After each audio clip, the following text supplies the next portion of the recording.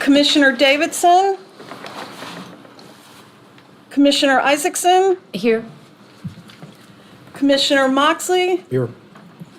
Commissioner Ross? Here. Commissioner Sally? Here. Commissioner Salmon?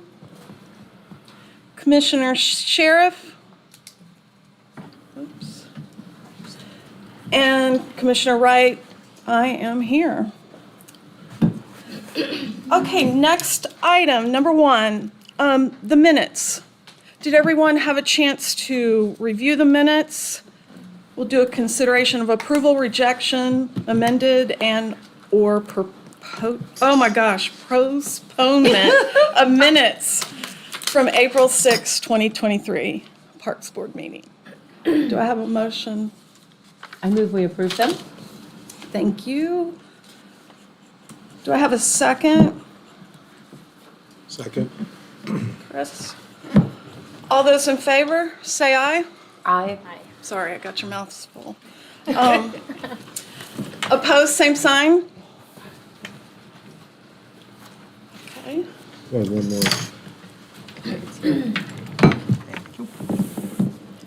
Commissioner Davidson just arrived. Okay, item number 2.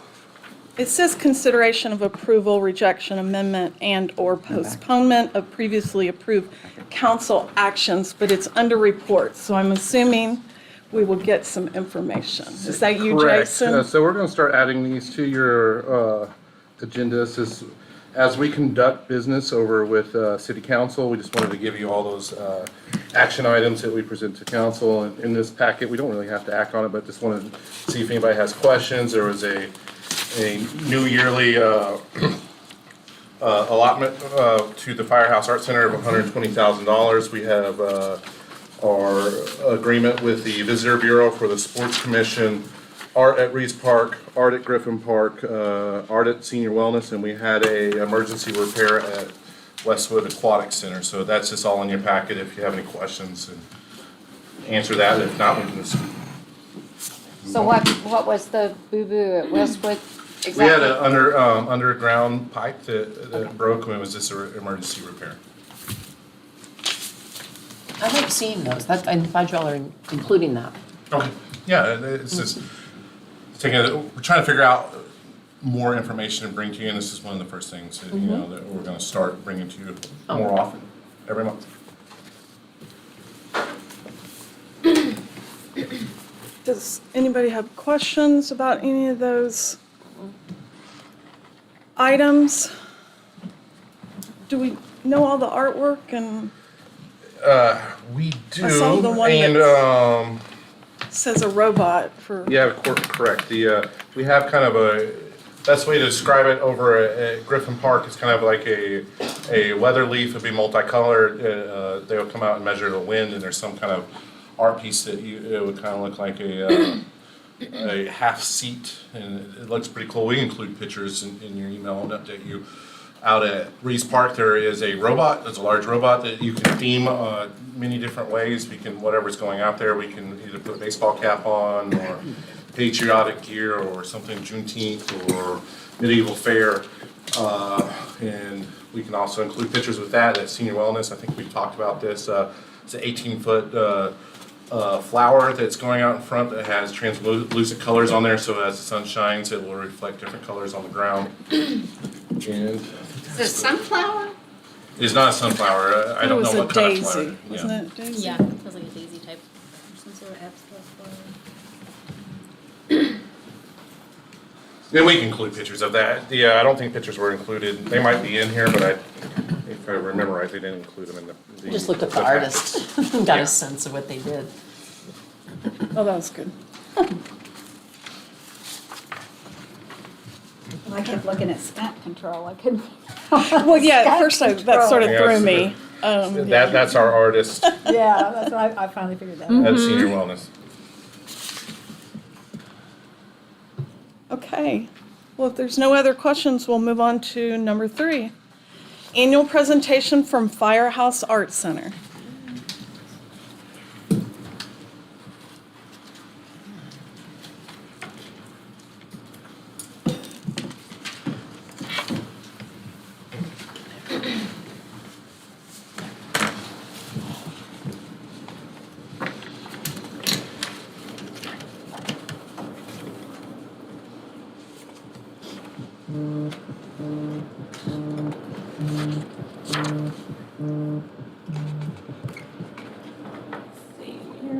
Be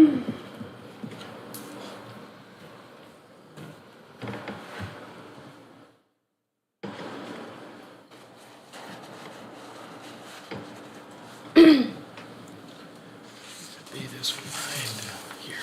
Sorry.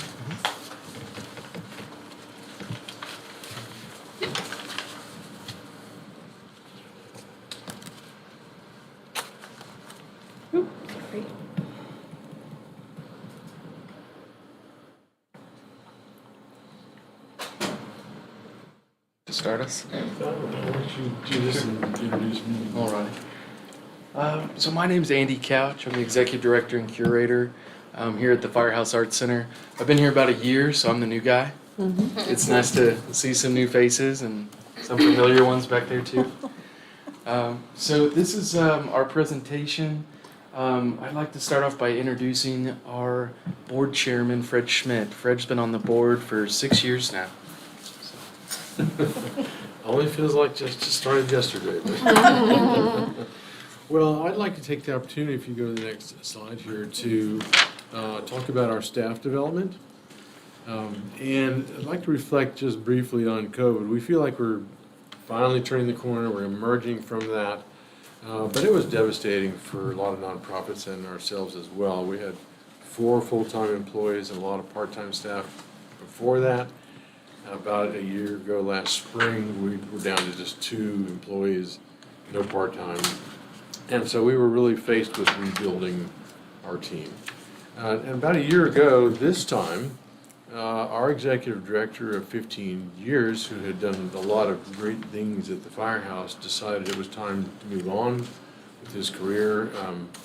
He needed to be there for his family and things as well. So with our director position open, we did a national search, and we found Mr. Andy Couch, who was residing up at the Nicolason Art Museum in Casper, Wyoming. Wow. But it might be fair to say that we actually kind of found each other. But as it turns out, Andy was Oklahoma born and bred. He grew up in Enid. He went to OU. He got his also got his graduate degree up in Tulsa, and then started working at various museums. Ended up in Casper. But Andy's credentials are outstanding. He has brought a new level of creativity and out-of-the-box thinking that has turned a new leaf for the firehouse. And if you've seen some of the things that are going on and some of the posts we're doing, you'll see there's a lot of things happening at the firehouse that are pretty exciting. So the next person I'd like to talk about is Brianna. Brianna actually preceded Andy by just a few months. She was one of the 2 employees we had left. And she hadn't been there that long herself. But she is our operations coordinator. She has helped organize our enrollment and our operations, but she's also excelled in her background of communications, PR, social media, and has created a new face for the firehouse on that media. Dr. Crumweed has been working part-time in the firehouse for some time as a student. She recently earned her PhD in music arts composition. And I'm not quite sure how, but we were able to convince Nikki to join the firehouse team. And she has been brought on as programs coordinator. Her impact to the quality of our programs and grants has just been, in my opinion, transformative. So, and the most recent addition we have is a lady by the name of Casey Gilman to the firehouse family as our artist coordinator. And we were anxious to get back. You saw the first slide. Those were the 3 potters that started the firehouse back in 1970. Okay, but we had kind of lost our program in terms of pottery and whatnot, and we were anxious to bring it back. Casey heads up our gift shop. She works with the artists and faculty on collaboration, and she leads the Firehouse Ceramics program. And I have to say that she with very high energy and enthusiasm. So I speak on not only myself on behalf of the board that we have. We're fortunate to have this creative team. That's I think the best I've ever seen at the firehouse in terms of really working together, dynamic, and bringing new thoughts and programs to the firehouse every day. So this is our dream team. So what we like to refer to it as. But I'd like to turn it back to Andy to talk about our faculty development and also some of the program development that we've been going through. So here are some of our new faculty. Eric and Jenna on the left and right here. Raise your hands if you've ever been to Oscillator Press downtown. Awesome. Okay, so having a great press downtown, I thought, why aren't we using our own printmakers here? And so Eric and Jenna are friends of mine. We graduated from college at the same class, same year, and I've been gone for 10 years, and they're still here. And so I said, hey, you guys want to start teaching with us? And we don't have a printmaking program. So they were able to bring a lot of their printmaking equipment to the firehouse and really dive in and bring that program to where it should be. Another great guy that we just brought on was Christian Dixon. COVID really disallowed us to serve veterans for the past few years, and so we weren't able to go and serve them due to so many different problems and restrictions in those centers. And so we've opened up a larger program called Art Forces that not only allows us to serve veterans, but also current service members. And so that's been really wonderful to see Christian kind of blossom. He just won Momentum's Artist of the Year, and he also works at Tinker Air Force Base. So we're really lucky to have him. So Art Forces, like I said, is completely free to veterans.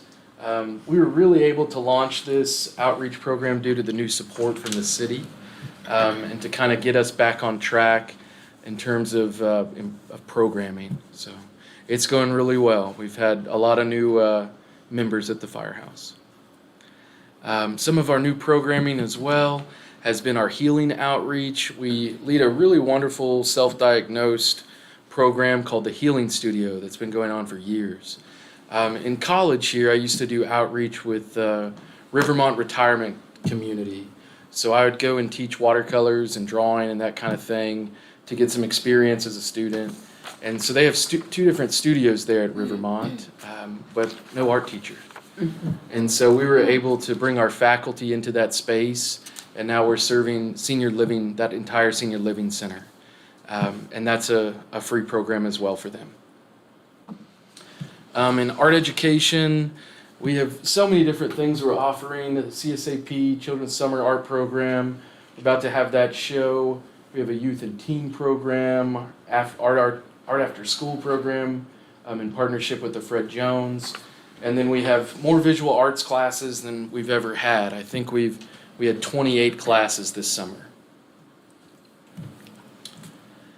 Community programming, we've really worked on expanding, especially with the Parks and Rec office. We've added, thanks to the Park Foundation, been able to add new murals there and really restore the mural wall there in the park. Super happy to do that with the outdoor movie series. I think that's been a big hit for us.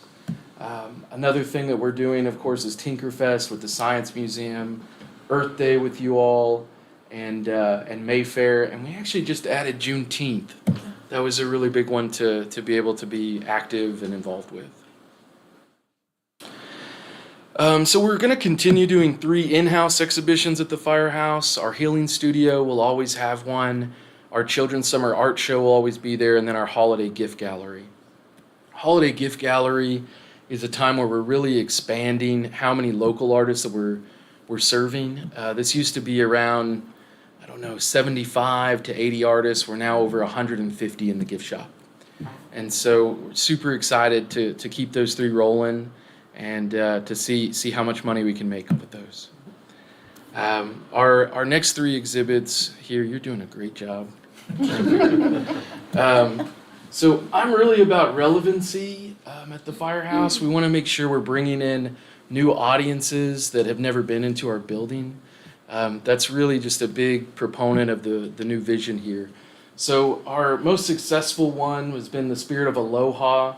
I don't know how many of you know Kyle Lankford here in town, but he has a massive tiki collection. So we were able to work with a lot of different Ohanas, Hawaiian families and communities, and several different new partnerships there. Thundor was a blast. I never thought I'd do a belly painting exhibit, but it was wonderful. We gave away 2 Golden State Warriors tickets, which increased some of our gift shop sales and really brought back our attendance for exhibitions at the Firehouse. And then lastly, we're about to host Maria Cristina Mercado and Kvitzal from the University of Guadalajara. So that'll be all of our fall exhibitions. Really excited about that. That's an international partnership for the Firehouse with the University of Guadalajara. Some of our new partnerships that I've mentioned with the university there in Mexico, Oscillator Press, Rivermont, and Norman Cultural Connection. We share a lot of the same values with some of these organizations. So when we partner, we're sharing grant resources and we're adding a new audience. So everyone from Norman Cultural Connections audience has enjoyed having a place at the Firehouse. Same thing with Rivermont and Oscillator, and then hopefully our Latino community here in Cleveland County. Improvements, really thanks to you guys here at Parks and Rec and Jason and his staff. The building has really been turned around. When I came in, any problem that we faced, Jason and James and Wade were able to knock out of the park. I've been really impressed. I've worked for 2 different cities as an executive director in the kind of the same situation, and nothing has been this nice. So I'm very thankful for all the work that Parks and Rec does for the Firehouse. But that's been one of our major improvements is our gift shop and ADA. We're really hopeful to get new doors. And then like Fred said earlier, our ceramic studio being back open. USAO was able to gift us a $12,000 clay mixer. So the Firehouse is now going to be able to make our own clay for the community, which will cut a lot of cost. And Wade, I think we've got a plan to hook that thing up and start making some clay. So it's an exciting time. We have established new values as well. These are the values here in our presentation. This was chosen by the board and the staff and the faculty. It's something I thought our organization needed. Super happy that we all came to agreement on these, and that's really helped us in finding new grants and new foundations to improve our revenue and income from those So this places. was something we did this past December when we conducted our annual strategic planning retreat. Normally we have it at the end of the fiscal year in August, but we decided to put it off so that Andy could participate in the planning and whatnot. But collectively, we all decided that we needed to further define the Firehouse values as well as guiding principles. So we got input from the faculty, the staff, the board, so everyone had some input there, and we came up with these beliefs. I'd just like to touch on them briefly. We believe that art is for everyone. We aim to create accessible spaces for diverse audiences of all ages and backgrounds. We sustain an inclusive environment through community collaboration and partnerships. You can see Andy's already really knocking these things out here, right? We believe that engaging with the visual arts stimulates health and wellness, and we believe that providing innovative art education, we are building together a creative community. So these are important for us. These are new. These are fresh off the press, pretty much. And this is what we're working towards, and Andy's just totally on board and knocking it out. So. Happy Fred allows me to do it. So, our next slide here is our last slide for the presentation. Been working with Jason on this, and one thing that we would like to be able to do is make sure that people know we're an art center.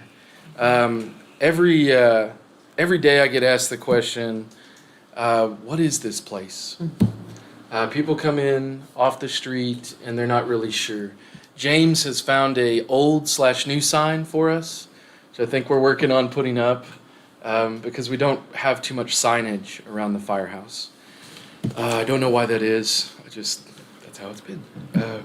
But something that I think would really attract people to our space is a colorful building. At the University of Guadalajara, Kvitzal he's amazing. He does entire blocks in Puerto Vallarta of these large portrait murals. This one up here on the right, I would love to have put in this space here. We already have a sponsorship for the cost of those paints.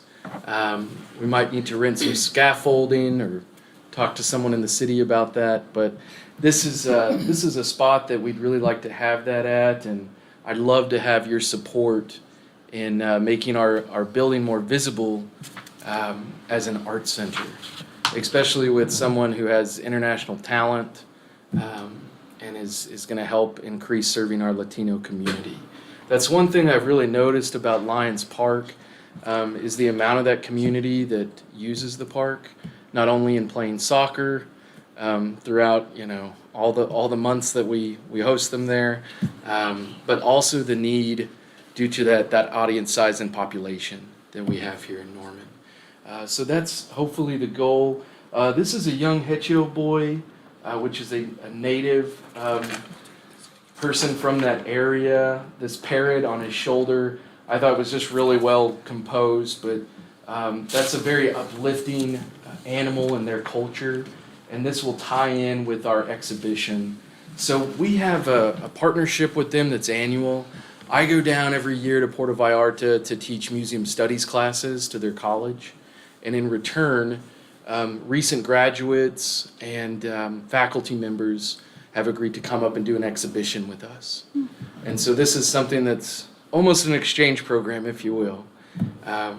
But this is the mural concept I told Jason I'd bring today, so happy to vote on it or however you see fit. Well, what would we be voting on?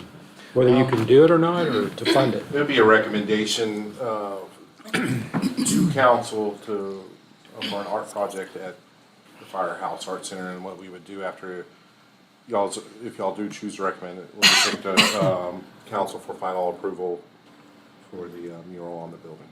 So our board has approved it, so we're looking for your approval as well before we take it to council. Are you looking for funding, or are you looking for I've just? secured the funding. Okay, so you're looking for the okay to make the building pretty? Yeah, I don't own the building, so. And that's because the city owns the Yes, building. it's a city-owned building that just falls under, the maintenance and operation falls under the Parks Department. And y'all's purview. So that's facing what direction? So this would face our area there near the tennis courts. So this is where we have some of our largest gatherings. So it would face due west there. Be very visible from the They just park, take- the proper area of the But park. not from flood, probably. Not so much from flood, but, yeah. But we will have more mural projects, I imagine I'll need more approval for in the future. I will say, being at the historical house, I can say having a colorful building is a benefit to getting people in the Yes. door. Oh, yeah. Or being remembered. We're the big yellow house, so. Oftentimes, people have thought of us as a storage facility or a city office building, or, yes, we Where get that on all the the- time. Where on the building are you doing it? This is on the west side, Is it's it the facing whole- the tennis court. The whole side, or is it? This one portion here in between, So this is one of the main entrances, even though it doesn't face flood. Yeah, So this is where all the kids come into class and whatnot. So it's this space there you from the go. entrance over to the corner. Thank you, Fred. Is the Okay. area we're talking so the about. whole side, okay. Here. Okay. Yeah, that'll be cool. That would be cool. We used to have a sister city in Mexico. Is that still, We still do, but I don't know if we're sending artists there yet. I know we're sending some to France, but I that think would be the cool. Mexican one's a little bit of a dangerous area right now, so. Yeah. All right, I make a motion to approve the mural. I'll second. Okay, Well, a little correction, if I may, it's a recommendation Recommendation to the city council to, That for they approval. approve. So make a motion to recommend it. so recommending, recommend the approval to the city council. so Chris and, sec the rec? thank you. All those in favor, say aye. Aye. Opposed, same sign. Well, there you go. Thank you so much. I'm Thank happy to you. take any questions you guys might have for us for upcoming. When will the pottery thing, did you say like in the fall, you're looking at putting that back into place? So the pottery's been going. Our pottery department is back up and running. We were able to offer spring classes this year, thanks to Casey Gilman. But making our own pottery, we're still working, I think, with the electrician on staff. So it just needs to be hooked up properly. I hope But by your the fall. The kilns are all good. I'm just The clay. referring to the clay mixer. The mixer. Oh, the mixer. Okay. Yeah. Now, Andy, this might be a stupid question, Oh, but with the clay mixer, does the dirt or whatever come from local? So does it have a reddish, or Like- do you get different So- areas, or? We could use a red dirt method, but I think we have a gray clay recipe Okay, I that mean, is water based. So it not a clue. no when it no comes it's to not. that. It won't be like Francoma or anything like that. So this will be similar to the water based clay that we've been purchasing. So it'll save us a lot of money on supply cost, and then it'll save our participants and students money as well. Oh, that's nice. So is there a room that you have set aside to mix where there's proper ventilation plus the storage of all the powdered, because some of those things can be very You got it. dangerous. Yes. So we call it the kiln yard, which we're hoping to restore in the future. There's a grant that we have in with the Kirkpatrick Foundation. It's a big process 'cause you have to go through a phone call and a interview and then an LOI, and then you can submit a grant. And so we have been approved now to submit a grant for this program. So these renderings that we would like to do to the kiln yard, we'd like it to be more of a pottery patio, if you will. So we have 2 large gas kilns there that no longer work and are rusted shut. So we, yes. I know what you mean. So we would like to remove those and build a new kiln there, and then open that area up for seating, because we don't really have any seating for all these big events that we're having. At our last opening, we had 150 people there, and the firehouse Yeah. doesn't really have a place to seat that capacity. And so we're hoping that that area can be for community engagement. So that grant's 10,000, and then I think we're gonna get some capital money for improvements from OAC, with ARPA funds that have been approved by the governor's office. So that's the hope. But right now that clay mixer is out in the kiln yard. Waiting, yeah. But I think we do have a plan with the electrician Yeah. to move wiring outdoor so we can mix all of that outside. But it does And the need, storage of it will be somewhere dry, but yes, safe. it'll be outdoors. Okay. Yeah. It's outdoors, but it's gonna be covered space. Yeah, 'cause you there's have to a- keep it dry. It'd be Yeah. So it's It'd be unfortunate protected, to- but it also has Yeah. just natural ventilation. There's not too many holes up there. Right. So I think it'll be all right. But Fred is working on those renderings. And that's something we hope to do in 2024. Yeah. Very neat. Thank you.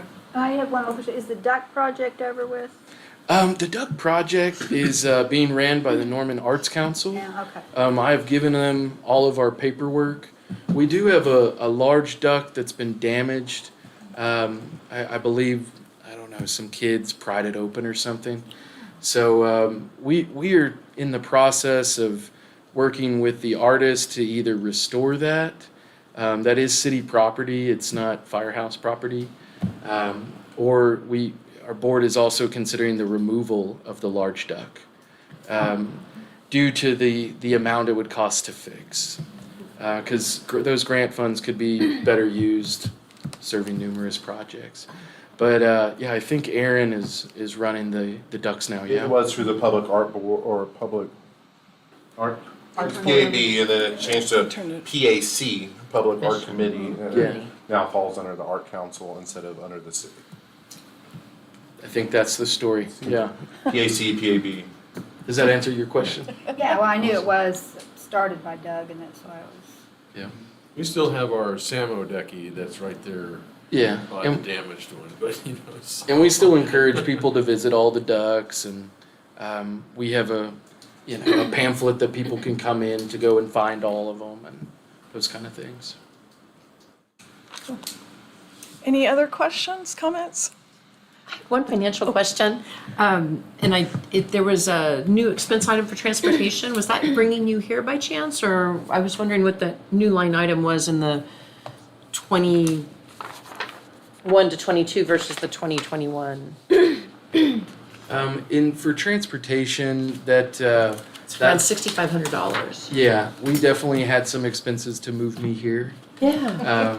Yeah. Well, no, and that's expected, but I was just wondering if there was anything else going on, or if that was primarily it, or. Yeah, no, we definitely have some cost related to transportation with exhibitions now. Oh, that's right. So Okay. many of our exhibitions were in-house. Yeah. This last one, the Spirit of Aloha, we had 14 collections. Oh, yeah. Some of those were as far as California, Kansas City. Okay, so that would be something to see in the future as well. Yes, and then Okay. some of that as well is me attending meetings, Gotcha. yeah, across the state. Awesome. Thank you. Welcome.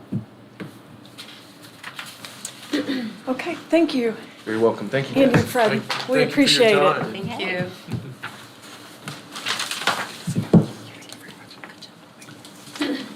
Okay, item number 5, operator update on Young Family Athletic Center. Oh, oops, did I skip? Oh, goodness gracious, what am I doing? I was can't do directing you this to give me- because, the Historical Museum is such a neat, okay, let's go back. Number 4, annual presentation from Cleveland County Historical Museum. Okay, I'm gonna keep my talking part short because my report's all numbers. I'm not a numbers person. There's a reason I work in a history museum. So before I get into the numbers, I wanted to bring up a little story that just happened today, actually, that has a little more meaning to me than the numbers. So maybe it'll resonate with somebody else. But today we had a field trip come in. 20 elementary school students from a local daycare. And this daycare has come at least 3 years in a row every summer. And they get the same, more or less, same experience.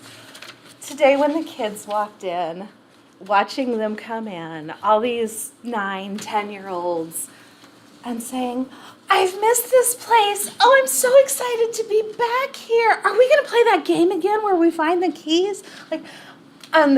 It was just so amazing to see them so excited, but also there's one kid in the group who is nonverbal. And I can just kind of see from the way he tries to communicate that he's used to people not getting it and not trying all that hard, to be honest with you. He kind of lit up when I tried to figure out what it was he was trying to ask me. And I remember him from last year and doing the same thing and just being able to kind of have that relationship and build that for 2 hours, a place where this kid can come and know that somebody's going to try and hear him, even if he can't say anything to me. He gave me a hug when he left. Like, it was just, that's the kind of magic I get to have at my job. So thank you. Thank you for making that happen. All right, now the more clerical sort of things. We'll start out, I did not bring a presentation, so you may want to refer to my report. I don't know if you need to, but we did shorten our mission statement just a month or so ago. It was just a little too wordy. So it is, I couldn't tell you exactly what it was before because it was a little too wordy, but it is now the Cleveland County Historical Society seeks to research, preserve, and publicize the history of Cleveland County and its people. So a little more succinct, a little more to the point. And then I'm just going to sort of hit the highlights because we all know how to read. So we did hire a new employee this year. It is the first time since I started there in 2018 that we've had more than one employee. And I honestly, I want to say it was probably something like 2012 or something like that since we've been able to have more than one. So, but the city did bump up their contribution and we were able to hire a part-time assistant manager. Her name is Savannah Miller. She has a history degree and has so far been an outstanding teammate. So I'm excited to see where this goes. We just hired her in November, so it's been about 6 months, so. But definitely a positive thing there. I'm just going to skip ahead to programming. You can see we had a lot going on this year. That's been trying to increase our offerings as far as classes or things that are more trying to drive people in at a certain time instead of just come whenever you feel like it, because then people put it off. So maybe I guess when we look at the numbers on the next page, we are definitely bringing in more people. We had 2,100 visitors last year, which is a 21% increase from the previous fiscal year, and the highest. I only have records accessible to me for the last, I think, 8 years, and it is the highest attended year in the last 8 years. So I'm pretty pleased with how it's going. And we did start a new annual fundraiser event as well. So that was our springtime tea, which was hugely successful this year, almost completely full, and just so much fun to see everyone dressed up and having tea in the parlor. I mean, what's better than that?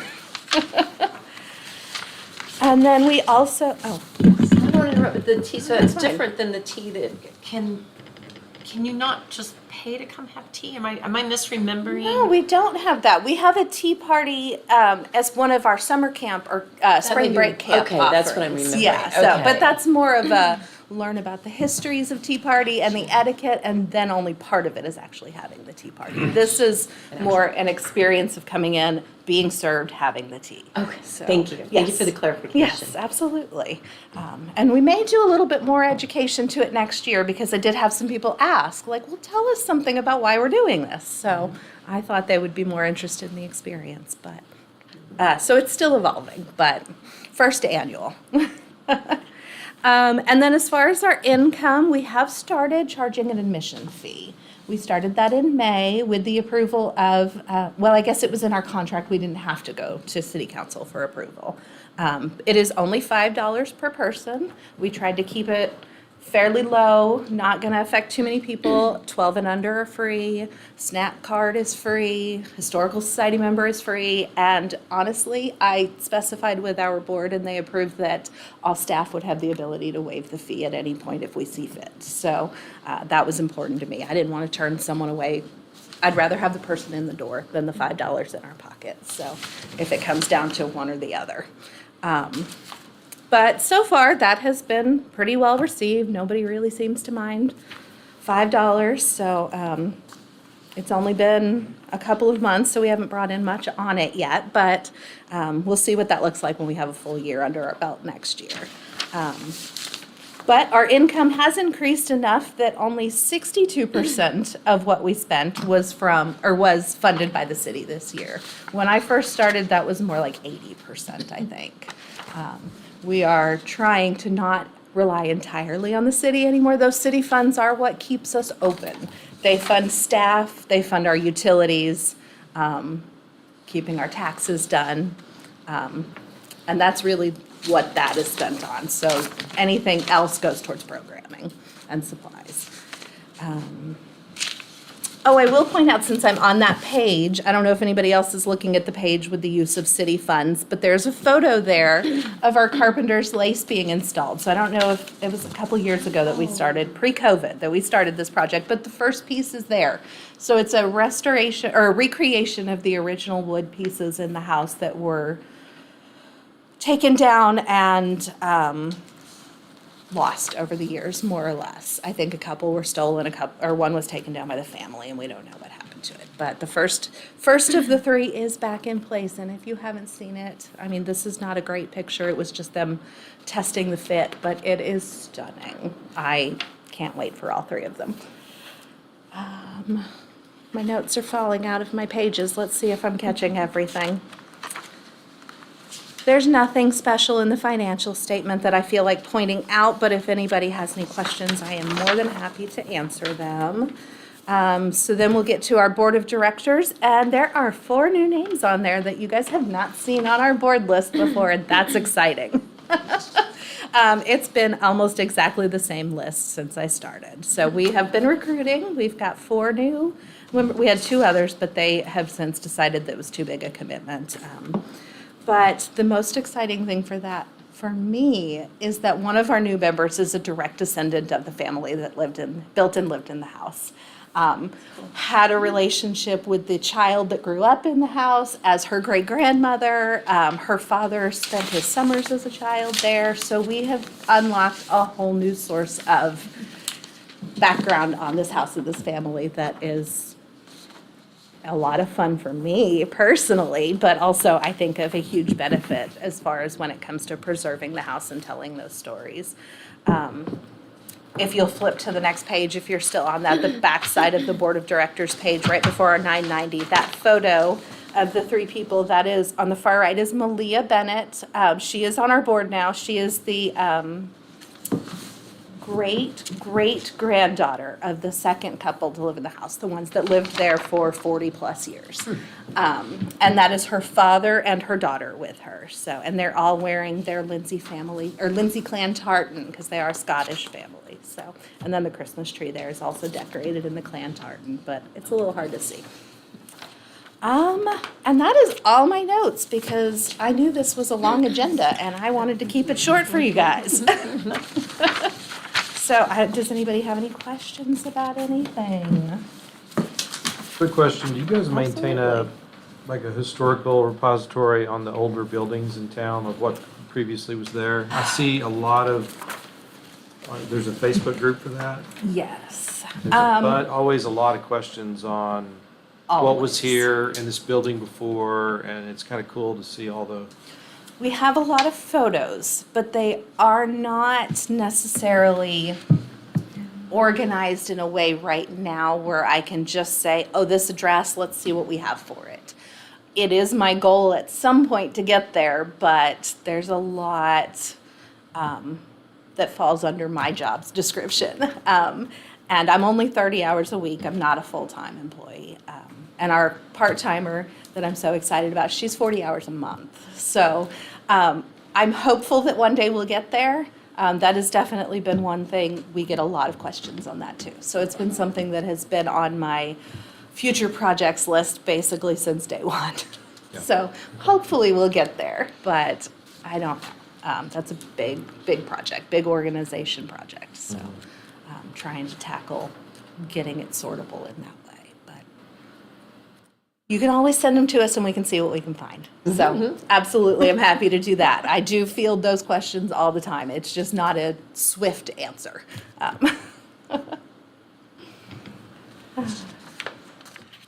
Other questions? Oh, go ahead, Christy. Go ahead.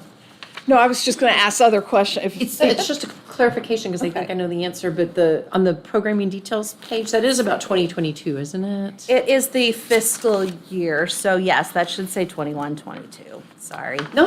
Don't. Or I'm sorry, 22, 23. Wait, yes. it's like it's not being, I didn't want to be picky, but I'll make sure I understood what I was Make reading. a copy of the previous year's report and then update it, and that one I missed. So thank you. I'm going to write that down because I will send basically the same report to the city finance committee. Oh, yeah, and they you will wanna have fix that that for that. same question. So thank you for letting me steal your pen.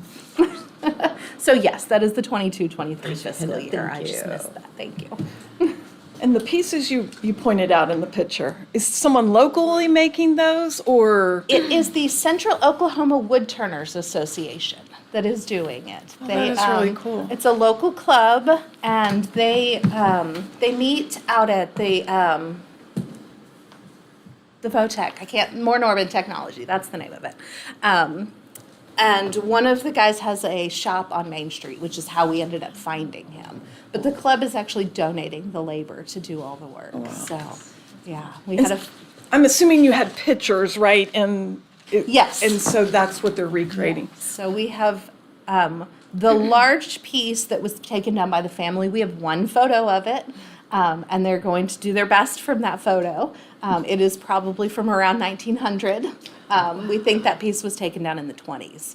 So nobody has seen it for a very long time. The other two were still there in the 70s, and we think they got misplaced, possibly picked up during the renovations when they were outside to dry, is the story I've heard. So during restorations of the pieces. But, so we have more pictures of those, but yes, it's all being recreated just from photographs, so, and it's amazing. That one piece looks perfect. Like, it is a perfect match for what was there, as far as I can tell. It's kind of mind-blowing. I'm sure this picture doesn't do the piece Does not. justice. I should have 'cause found, you gone can and taken a see- better piece, or Yes. picture, but that's the one I had already on my computer when I No, was putting this exactly, together, but so. Yes, There's a lot of it's- work in there. Yes.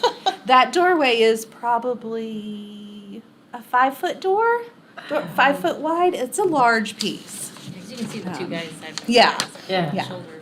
Exactly. And it's the smallest of the 3 pieces, so. Oh, wow. Yeah, it's a project that I'm very excited about. Another one that was on my list from day one and sort of maybe someday we'll make it happen. And then it just all fell together to happen. So that one's a little bit special to me. I bet. Well, thank you for sharing. that Absolutely. that's Thank you for letting me happening. come and tell you all about the house I love. I love that house more than I love my own house. Any other questions or comments? Well, thank you, Amy. Thank you. And sorry I skipped over. I'm like, No how could I do problem. that?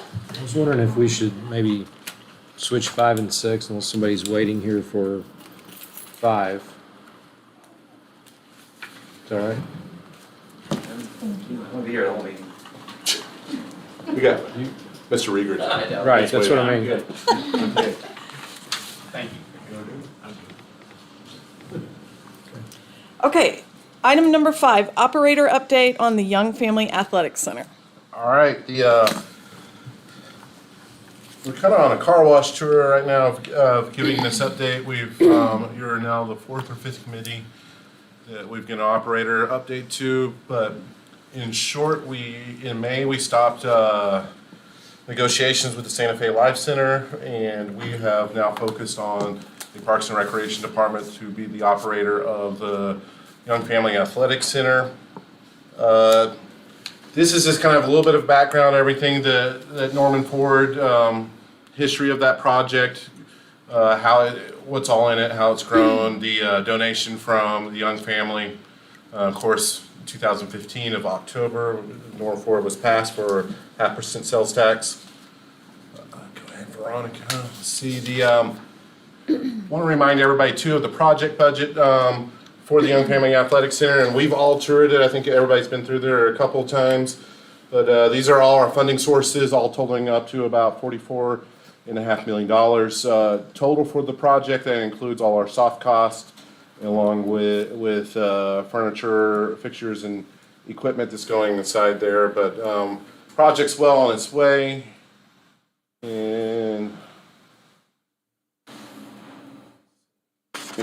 this is just our construction schedule.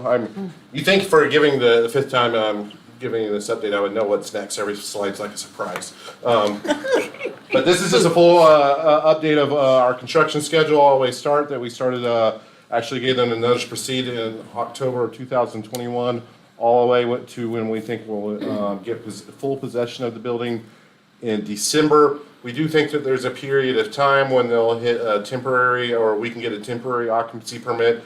That will be sometime in October. But we will start punch list items and moving in furniture probably in October, early November. We've been kind of wrestling around when we would actually open the facility to the public. We're probably looking more at a January date, and talking to the Young Family. We're probably, even though we will open up in January and probably start basketball leagues and volleyball leagues and all, kind of a local type competition inside there, we'll probably be looking at a February ribbon cutting, and that is just fitting into the Young schedule. The All-Star break is in February, so that would be a great time to catch Trey Young as he's coming to town. Just a quick reminder of the full layout. Of course, we have the 8 basketball courts, 12 volleyball courts there on your right, 2 pools on the left. This is a kind of a rendering of what the basketball courts will look like inside the facility. We finally approved this. It's been a lot of it's as simple as it looks. You wouldn't believe how many times we had to send this back for edits, but this is probably version number 15 or so. But we finally signed off on this, so this is what the final layout of the courts will look like, and we decided on an angle look for the wood floor. We couldn't, there for a while, we couldn't decide if we wanted the wood planks to run north and south or east and west. So my son, amazingly, about a month ago, we were flipping through the channels and he saw a Thunder game on ESPN, and he's like, turn it on. I was like, no, it's Summer League basketball, nobody cares. And eventually he talked me into it, and they were playing in Utah, and all their courts, all the wood in the court was angled sideways. So it's like, well, that would fit perfect because we have courts running in different directions. So be pretty unique and cool when you run in there, and we're pretty excited. This is an updated picture from last week of everything that looks is going on the outside of the facility. Since this picture was taken, there's a lot of work going on the outside, getting the parking lot ready, getting Trae Young Drive ready. A lot of dirt moving. 99% of all the work is now inside. We have the air conditioning's rolling. This is from about 2 weeks ago when we had water in the pool. So this is pre-plaster.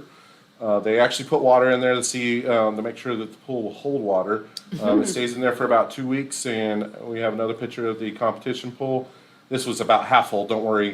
This is filling up, not losing water because it wouldn't hold water.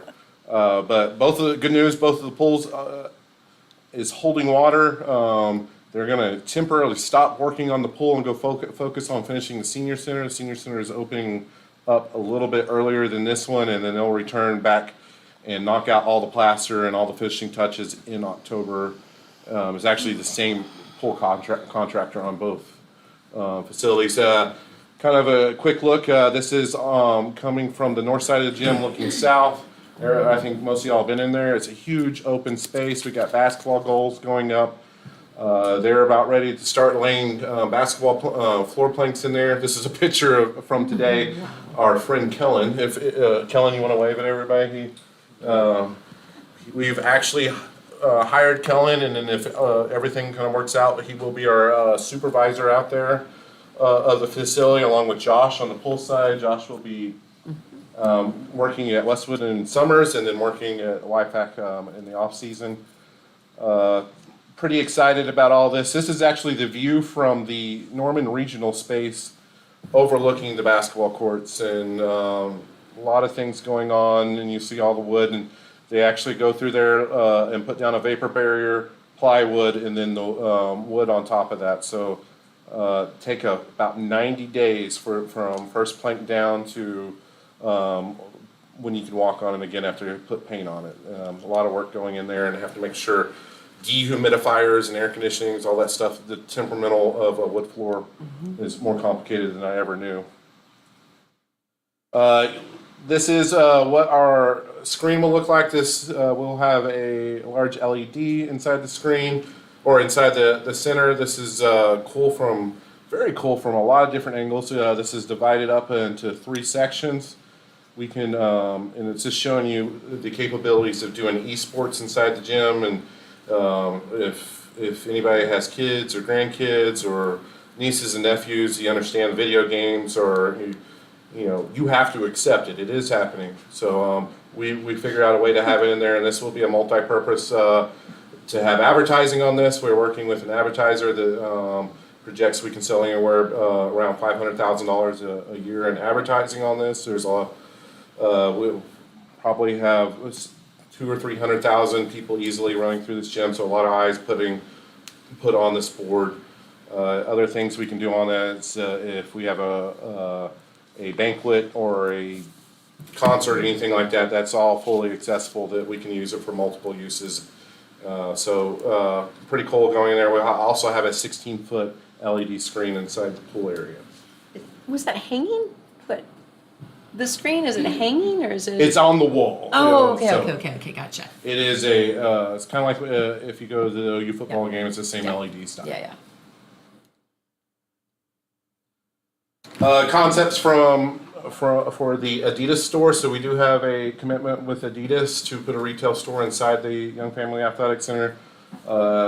We are working with Norman Regional to operate this store. So Norman Regional will use volunteers to run the space. The profits will be split between Norman Regional's foundation along with the Trey Young Family Foundation.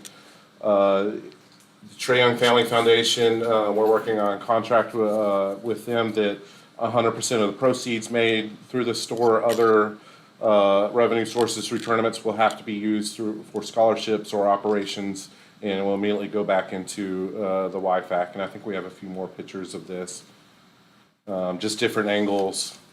And my thing is that we're going to have a lot of tournaments, a lot of guests coming from all over the country to look at this, and the Trey Young Threes actually got released today. We'll have those inside there, so just imagine every kid from Arkansas, Kansas, Missouri, Tennessee coming in there and have to spend $170 in getting shoes, and we'll collect sales tax on those. So I think it's going to be very enticing for all these kids that are going to be rolling through this center. Another picture. If you kind of hop a little bit, now we're going to get to the meat of what we're going to talk to you about. Next week, we're bringing a facilities policy for YFAC. This will be passed by council, and this will give authorities to the park board along with the parks director to set everything from the fee schedules inside there to go to annual agreements with our operational partners, advertising agreements and marketing fees. One of our big things that through the whole organization of since this place was envisioned, we have been working with the Sooner Swim Club and Optimist Club, and we wanted to make sure that they will always have a place inside the Young Family Athletic Center. So part of this agreement, if you take a peek at it, it recognizes our operational partners in Exhibit B. I think it'll actually be different when it goes to council. I think it got shifted to C, but we are going to have an annual list, or if we need to add a operational partner, we'll always come back to your group for that approval. But initially, our partners will be Norman Public Schools, Norman Optimist Club. We still work with Santa Fe with some tournaments. The Trey Young Family Foundation and Trey Young Basketball will be our basketball club partner. Sooner Swim Club, and we're still working with working to find a volleyball club. We do have a few interested groups, and I think there's actually probably more on this that kind of recognizes it. And Norman Regional Health will be our health partner that's inside the center. If y'all have any questions as we go along, just feel free to ask. Y'all will also, as we update our fee schedules or come to you, that will be from recommendation of the park board, and the park director will be able to set those fees. This is just real quick. We want to make sure that we recognize our local residents. These are our prices. So if you have an annual payment, it's a little bit cheaper, $300 a year. If you're a Norman resident, senior citizen, veteran, military, or first responder. If you're paid for a family, it's $960 a year. If you divide those into months, that'd be either 30 or 100. If you're non-residents, those would go up a little bit. So you see it's $360 a year up to $1,200 for a family, or $35 or $120 a month. In addition to our memberships, we'll also be selling day passes, and those will run anywhere from Norman residents for $5. If you're a non-resident, it will be a $7 fee. All seniors, veterans, military, first responders will be $5. If you're under 12 or under, it'd be $3, or completely free if you're 3 and under. And the same thing with your multi-sports. So we kind of, if you're doing a day pass, we're kind of recognizing those as two separate entities. And it's kind of a little bit more encouragement to go ahead and join as a member. So if you do come there and you want to swim and use the gym in the same day, it would be $10. You have to pay separate for both of those on day passes. This is how our fee schedule would look for a private rental or a practice rental. $35 for a half court of basketball, $70 for full court.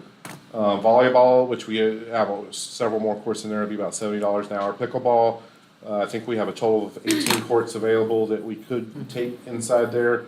And this would be one of our big drivers along to go with membership. But if you want to rent your own individual court, it'd be $45 an hour. We do have conference hours. We put some minimums along with those. Conference rooms, I mean, that would go along with tournaments. This would be an adder for about $25 an hour minimum too. Pool rentals, $25 an hour, recreational pool, if you're renting the whole pool for a pool, or for a party, pool for the pool. Pool for a party or for practice, be $150 for the whole pool, or $250 for an hourly rental, and we have minimum hours to go along with that. This is where we think we'll be making the majority of our revenue at, and this is what we want to refer to as other people's money. We do this with the tie with how beautiful the facility is, how modern it is, all the amenities inside of it, with the combination being attached to Adidas and the Young family. We think that we are going to be able to do very well in the event rentals. So you see that if we think of a basketball rental, most tournaments come in for 2 days minimum, about 12 hours a day. If they need all 8 courts, you take that out and you that hourly rental, depending on if they need staff or if they need access to scoreboards, cleaning fees, everything. You're probably looking at somewhere between a $15,000 to $20,000 rental for a weekend. And if you think that sounds expensive, just think if you're on the other side and you're paying to be in that team, and then in addition to that, you're also paying an admission fee to whoever is renting the court, which would be anywhere between $5 to $60, I heard, for a whole weekend. It's kind of crazy. Same thing with volleyball courts, pickleball courts. We'll have the ability to rent those out for events. Full multi-sports area, if you use that for a non-athletic event, we're talking about banquets or concerts, anywhere between 500 and 750 an hour, just depending what you need and how much staff you need from us. Same thing for both pools. If you have a large dual or meet, that'll be anywhere between $500 to $750 an hour, and we all put a minimum 4 hours on those events. When we kind of go into the money part of the budget, we're looking at how much staff we will need.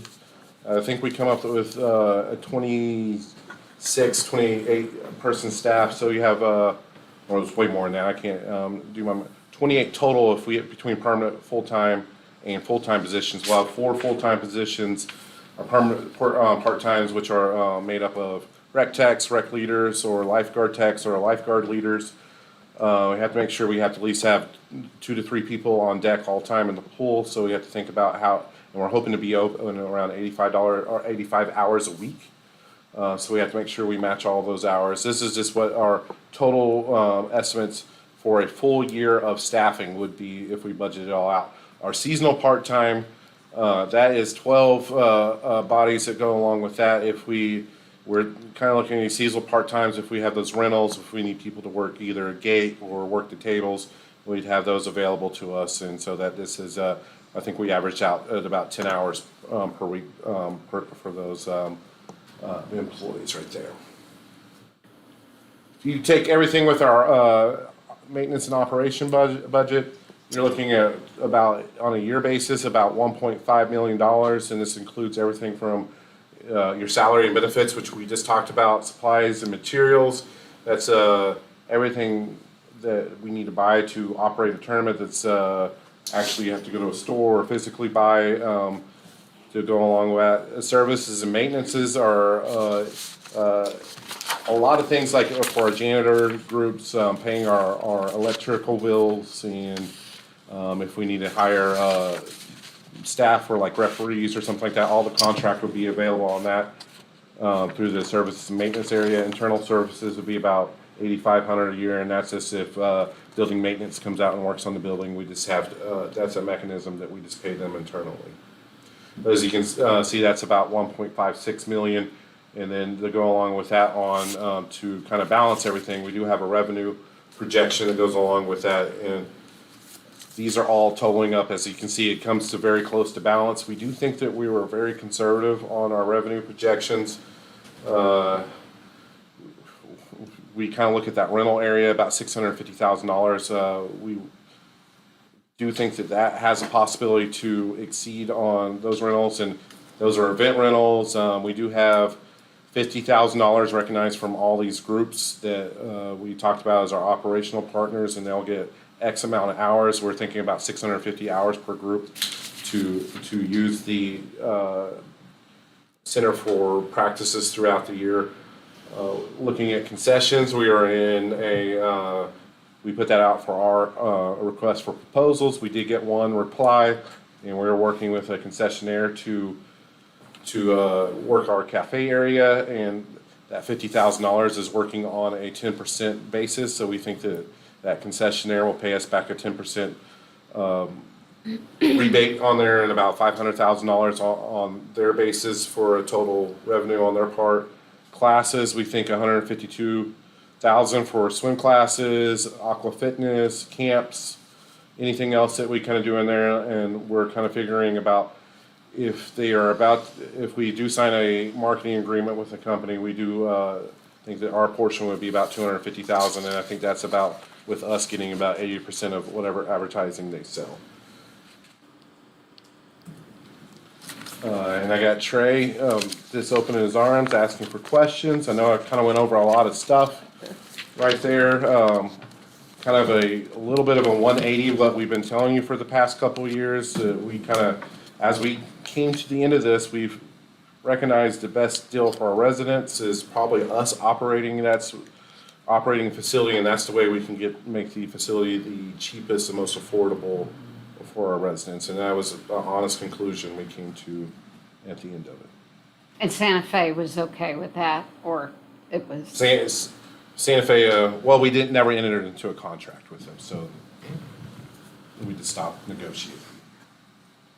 What about insurance? What's that gonna run? You're talking about insurance for the facility, so the city self-insured, the building would have had been insured, period, by the city. Just So if liability, like people running around the That's a- pool and, That's Like covered it. under the Oklahoma Tort Claim Act. So there's a certain amount that they can get no matter what the injury, and the city self-funds that. 100,000. It's 100,000 or something like that. And the city self-supports that, so we don't really buy insurance for a tort claim type action.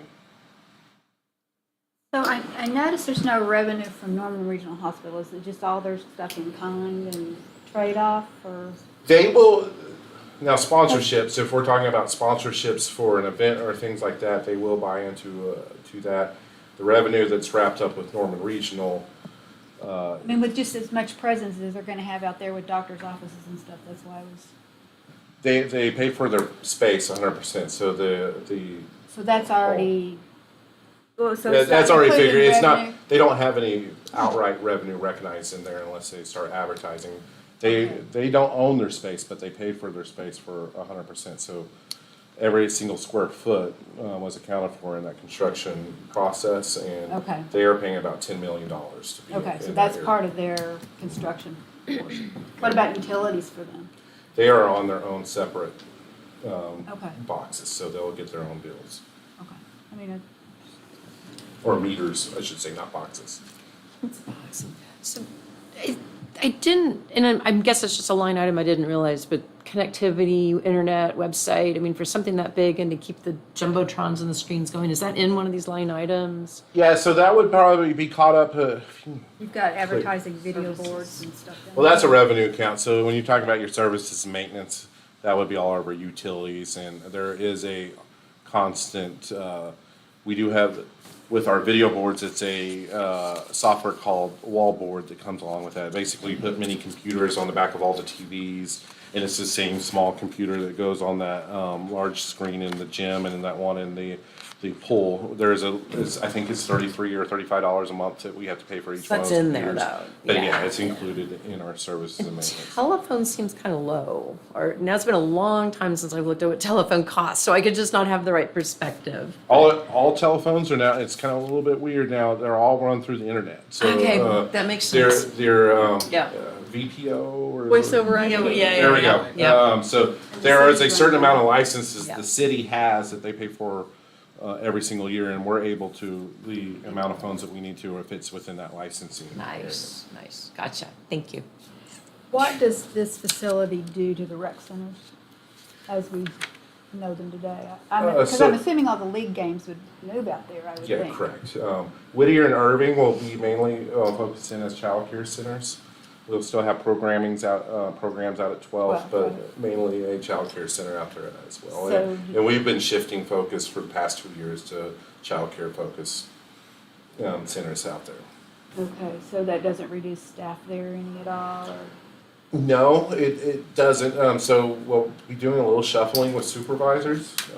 We think that we can take supervisors and place them in a different format. We're still kind of working on that, but Well, that's what I'm saying, that, yeah, you won't have a head supervisor at Irving, and you're gonna be Correct. moving them into other yeah, so management they'll be in type different positions, yeah. different areas. And Mitchell, which is back there running our video, was out at 12th in that position, was at a rec center for a long time. Now we put him mainly multimedia focused and special event focused.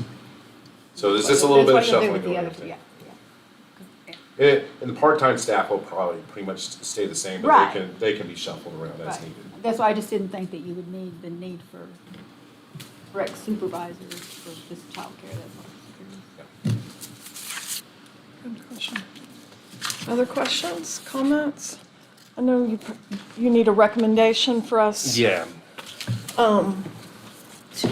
Recommendation for what? For this,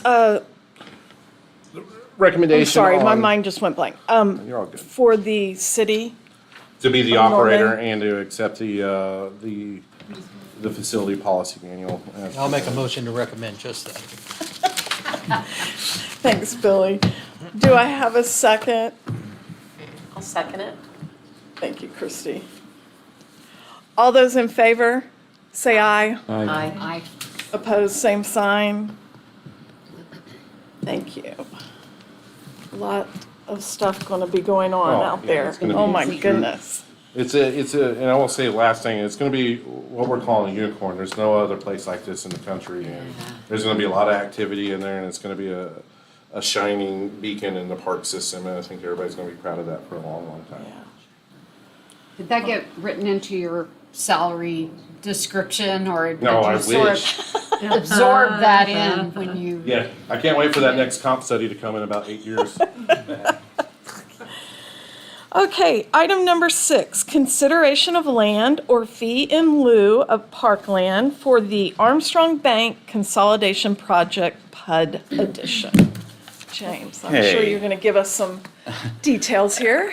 We have a representative here from the developer, but as you saw in your packet, this is a large parcel of land just south of, what my house calls the Noble Walmart, but the Walmart there on Highway 77. The development, as I double checked on that name, that's literally, so the name is the Armstrong Bank Consolidation Project, PUD. Mainly focused on the construction of the bank in this development, but what they proposed is a mix. If you can go to the next one of mainly, no, it's mainly retail and restaurants along Highway 77 frontage there on the west side. The Armstrong Bank building is kind of there in the center, and then they propose, as it stands now, some senior living up on the north end, that sort of elongated H kind of building, and then the multiple units along the east side are apartment housing, essentially. So a lot of commercial, a lot of retail, a lot of institutional uses, but what they do have shown in there is a mix, basically RM6 type development, total of 400 units based on this plat. It would generate a large amount of neighborhood and community park development fees. And across the street, if you go back one, across the street to the east is Lynx Park. We have not developed that one yet. It's coming. It's a big rectangular area that came with the Lynx development. It's one of the Norman Forward projects we're going to develop as a neighborhood park. We're working on Bentley now, and we have South Lake and Lynx, and the one way up north, whatever that one ends up being called, Redlands right now. But based on all of this, currently, and we recommend a fee in lieu of land to be used at Lynx Park. There'll be very little residential in this part of town right there. The large Destin Landing that'll be east of this will have multiple areas of parkland and recreational area. So it's a huge development that's coming in that will not be served by this this Lynx Park. But the property being developed right now, or being platted right now, is shown like this. As I said in my report, there's a chance that this will become something different as they go. They really are focused on, if I'm understanding this correct, Sean Rieger's here, they're mainly focused on building the bank building, but they present this entire plat as a proposal of how it could develop if they come back and have a different amount of residential or no residential, we'll bring this back as a revised plat, and possibly if it becomes a lot of, single-family housing, we'd want to park over there instead, How many perhaps. acres is it total? In total development? Sean, you, total acres? I don't recall exactly, but it's a pretty big tract. Sorry, I don't have that on me. Pull the detail of it up again. So the park is currently down at the bottom, Correct. kind of on this side. Yeah, it's sort of catty corner from the bottom Is there a southeast corner. street? What is that on the right? That is the street. Go ahead and go to the side view. That's the south end of 24th. It kind of tapers off and meets Highway 77 just south of there, and kind of a gravelly end, and there's a well, as you can see across the street, a pump jack site down there. So it just kind of, 24th just kind of ends down there. My only concern is there be some access from that area to get to the park without having to,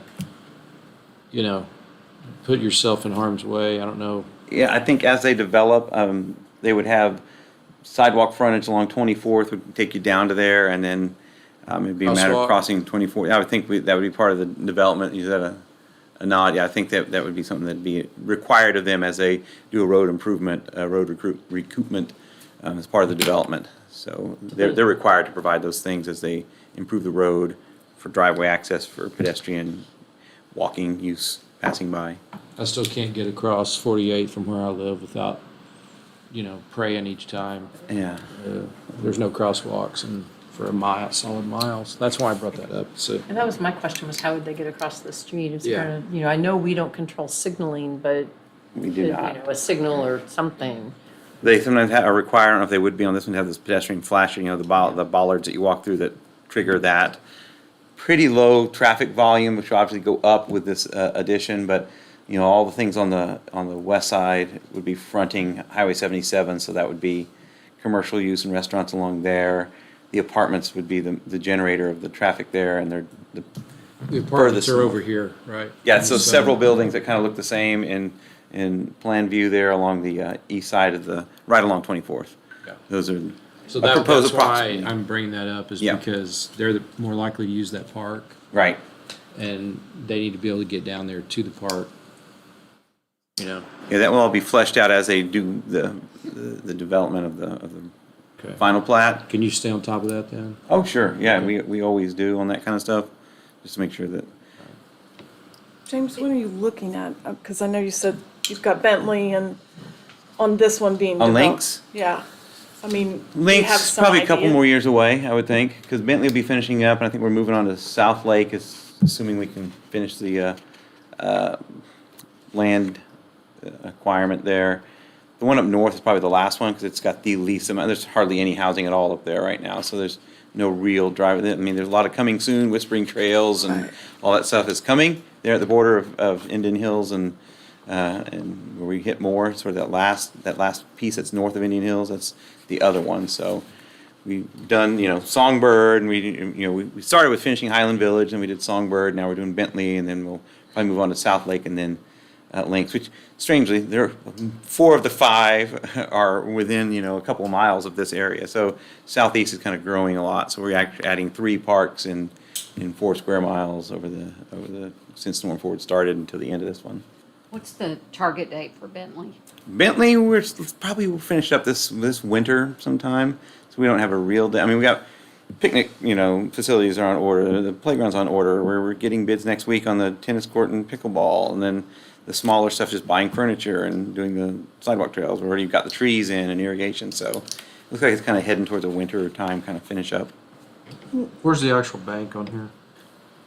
If I'm not wrong, the bank is the large, I don't have a pointer. It's the large In the middle. building in the middle, essentially, of that loop road. No. It's the upper left. So if you look at the upper left, you can see a good trick on these is always to look at the most detailed site plan. Oh, You yeah. see Oh, I see. Yeah. You're saying, so you are fronting there. Okay, I was wrong about the middle. That's retail in the middle. What is that road Good tip. right there that? It's Angle? Highway 77. That's, yeah, that's Highway 77. Okay. It's just south of Highway 9. The Walmart Supercenter is what West Yeah, I see the text. Yeah, consider, the Walmart, so the bank would be just south of the Walmart property line by one property. By the, So and they're by gonna some- keep the bank open on Lindsay and Classen? I mean, I don't know the final that's answer to really that. close, isn't Yeah. it? Like, It is. I think consolidation is sort of their term. They are looking at facilities possibly being consolidated here. Who's your developer on that project? Right now, it's just the civil engineer is SMC, developer is just Armstrong Bank. I just want Are to just they gonna- add on to, go ahead, sir. Are they gonna partner with somebody on that? They don't know The yet. whole thing? Really, their motivation here is just to do the bank, as Mhm. James said. Unfortunately, by the city of Norman requirements, when we have a tract that is one piece, and I think this is a little over 40 acres, anytime you're platting any piece of the original tract, you are required by city law to plat the whole thing. And so that's the only reason we're showing the whole thing I is got you. we have to. Okay. And we can't get just the bank approved unless we do the whole thing, much to the chagrin of Armstrong, because it's obviously extremely speculative and totally unknown as to anything that's going to happen. But we, in good faith, have to show what we think could happen with the whole tract, and that's why we're showing the whole thing. But as James said, highly likely that what is drawn here is not going to be the final layout, because really all that is in the pipeline is the bank itself. Yeah, and that's why I said that in the report, that you're likely to see this again in some other format. But for now, you know, if magic wand, it all looks just like this, we would take a fee in lieu of land. We figured there'd probably be additional housing. This or recommendation that we're discussing today is just gonna get them started on the bank. It's a Future requirement of their developments, process, We'll yeah. just revisit it and go from there, Correct. right? But we don't recoup anything from the bank. No, yeah, it's institutional. Yeah, Yeah, okay. institutional, and none of that retail either. We don't, there's Yeah, no so requirement yeah, for we won't parkland get and all any that. of So they estimate, even the number we're using, the 400, is an estimate of how many beds will be in the senior facility and how many apartments will be in those apartment, floor plans. They don't know for sure. So based on 400 units, I mean, if they said we're gonna have 980 units, we would probably recommend a public park here that you don't cross 24th, because that's a lot more people. But, 100 of these units are senior, and they'll probably have their on-site recreation, but we can't count that towards the park, so we have to consider those 100, so. It's kind of where we are today. Real quick, the road though has to be put in with the bank, correct? The road as is or not? They can plat it in phases, Commissioner, and so they would probably plat just the phase up around the bank. The entirety of the road that spans through there, they would not be required to do for the phase one, because they would have sufficient access from the bank onto Classen Okay, Boulevard. and then it's classes, so that's So acceptable. then the Okay. remainder of the road probably would come later.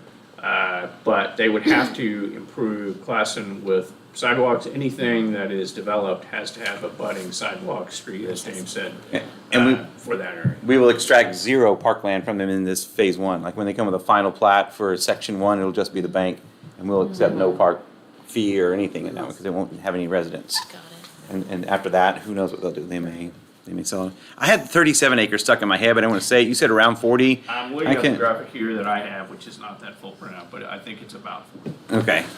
roughly about 40. And what's the size of the projected Lynx Park? It's How big is right that? at 4 acres, and that's. 4 acres? Yeah, Okay. and we're getting ready to, So It looks so small. if we accepted this as it was and they decided to build it out as it was, that would mean that we accepted it, right? yes. But if anything changes, we would come Well- back. Yeah, even if they But just where- change the number of units, we'll bring it back and reconsider it. Right, but where I'm going at is there any green space? I mean, I hate for little kids to be living in these apartments and not have any place to, That's- That's not our call, so I So we mean, most, can't- to attract people to live in your apartments, they generally provide an on-site little playground or pool or things like that, but we can't force them to do that, we can't recommend they do that, that's up to them as a developer. We're just counting Okay. how many units you're gonna have and predicting people. okay.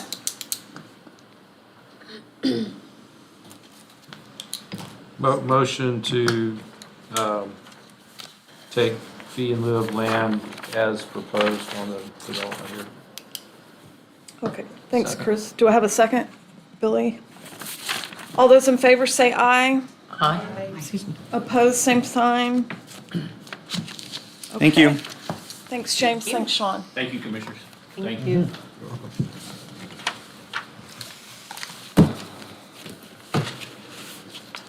Okay, discussion items. Number 7, Norman Forward update.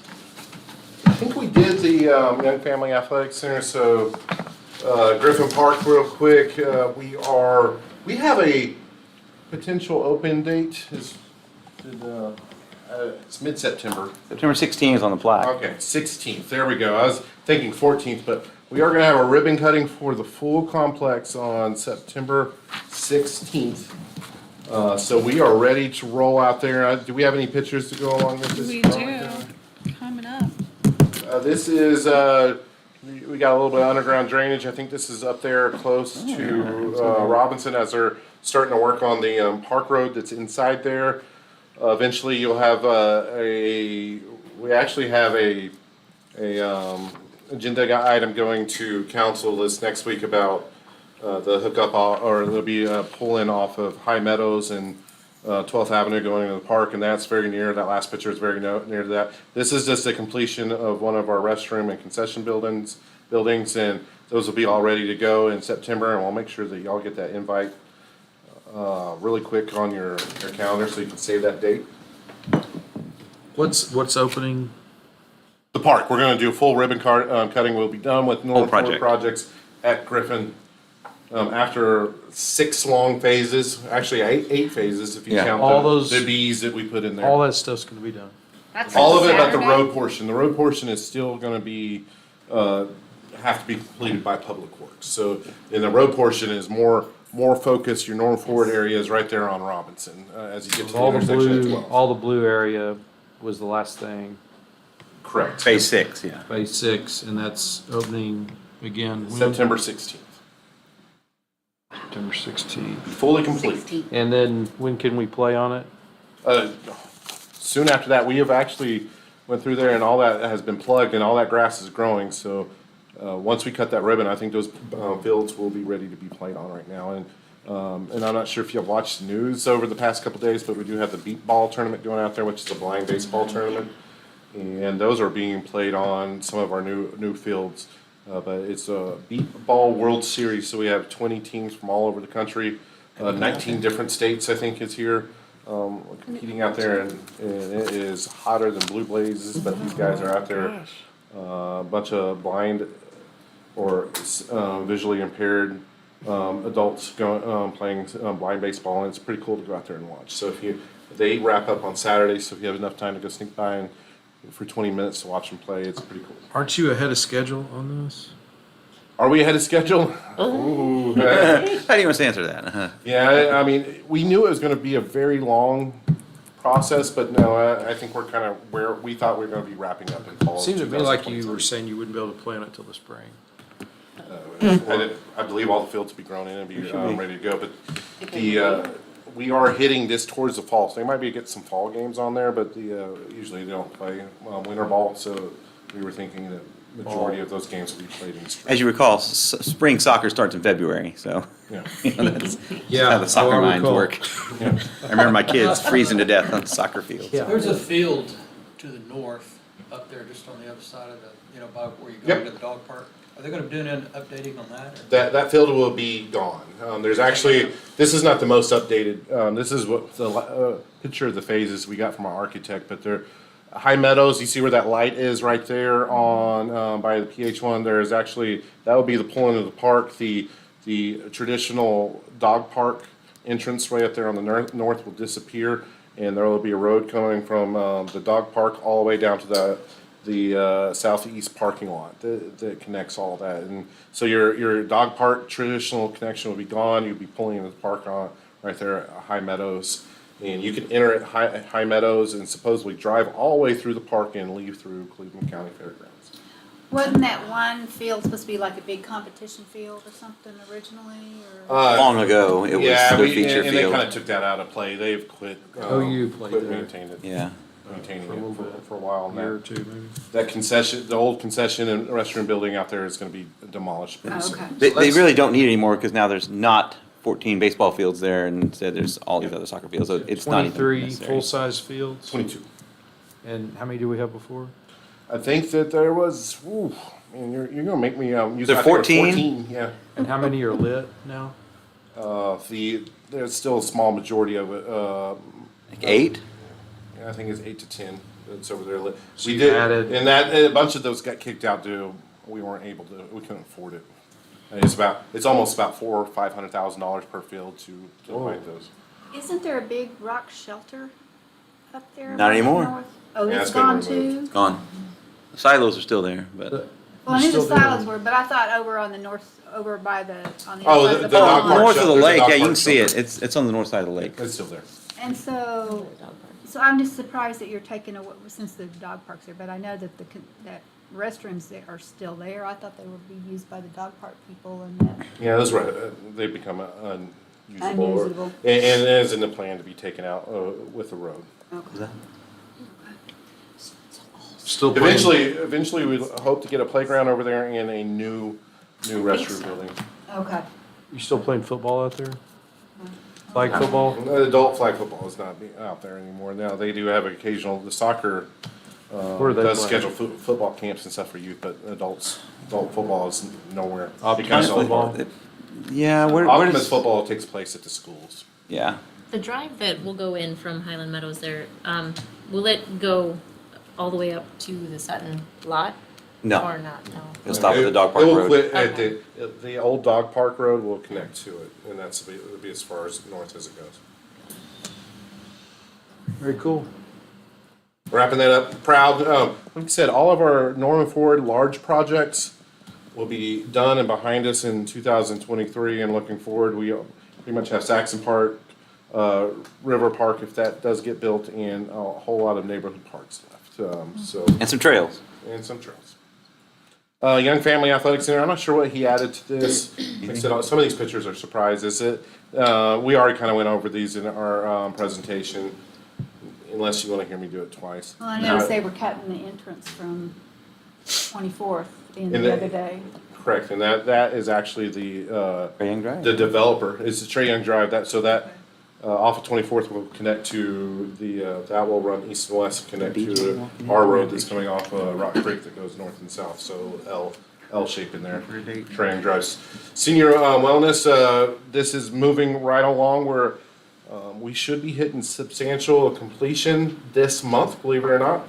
Wow. Feels fast. It does go fast, and it goes fast in the sense when you think about this project is practically a decade old. So I'm not sure if fast Yeah. is the correct term. Relative term. Yeah, but since it started construction, it has gone fast. Like I said, we'll be hitting substantial completion before the end of the month. Start moving in furniture early September, and we will have a ribbon cutting in October. We'll also have a midway Norman Ford. We're hitting 7.5 years of Norman Ford. We're going to have a midway celebration the week before we cut a ribbon out here at Senior Wellness. We'll make sure y'all are all invited. This is the front of the building, I believe.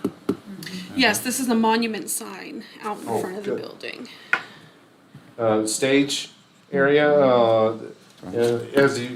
These are about 2 weeks old, so even if you walk in there and these are a little bit outdated, they have far advanced to this, and they're putting in ceiling tiles this week and knocking all that out. Paint is done in here. They have you have kind of a navy paint on the bottom half and a white paint on top. They'll separate it. And once again, you have your old Art Deco theme that goes through the whole senior center, and they have a drop ceiling and well, hold on, this is the fitness area, but you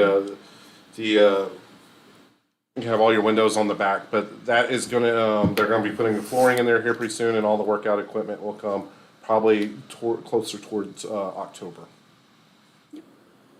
We do have the pickleball court that is almost complete on the back end of it as well. You can't really see a picture of that. It's right outside those windows. Bentley Park update, we didn't have too much of any pictures of that, but I think we're done planting our trees and starting to work on sidewalks and we're quite done. Pickleball, is going to bid, and playground will probably be the next thing that goes in November, December. Very good, and we'll have another celebration towards the end of the year once that wraps up as well. always cool to add a cool neighborhood park into the park system. Yeah, definitely.